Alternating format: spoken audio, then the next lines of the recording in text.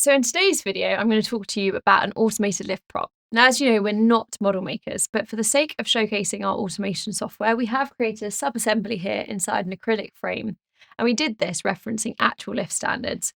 During the pre-production process, when all of the final details and narrative is being decided, we can do the following with you. So we can change the theme that is seen on the background of the prop. So we can adjust this, as you can see. We can select a target floor for the lift to go to. So let's send it up to floor 8 and off it goes. And we can also change the direction the lift is traveling in. So I can send this down to floor 3 and off it goes.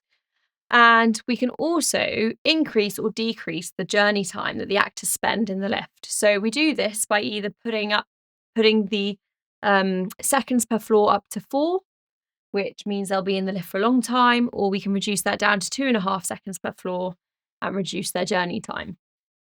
If you prefer to have text data instead of numerical data, so you want it to say basement instead of floor -1, or instead of floor 10, you want it to say penthouse, we can do that as well.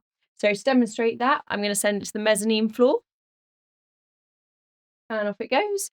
And now let's send it down to the ground floor so you can see what that looks like. And off it goes. So all of these things are possible to experiment with during pre-production. But what's really impressive about our automation software is that everything I just demonstrated to you can be done between takes. So our props are fully directable. And that means that if a director wants to change something last minute and isn't happy with how it's looking, we can change all of that. It doesn't matter. They'll be on-the-fly changes.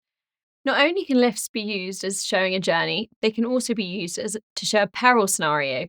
So if suddenly there's too many people in a lift and we have an overload scenario, we can do that. Now, if a lift gets jammed and we have to call for assistance, we can show that as well. And finally, as we've seen in quite a few action movies, we can have a situation where the lift is falling down, as you can see here, quickly moving its way through the floors. So if you know of a production that would benefit from having an intelligent prop such as this one, whether you're a model maker looking for a sub-assembly or a production designer after the whole thing, please get in contact with us.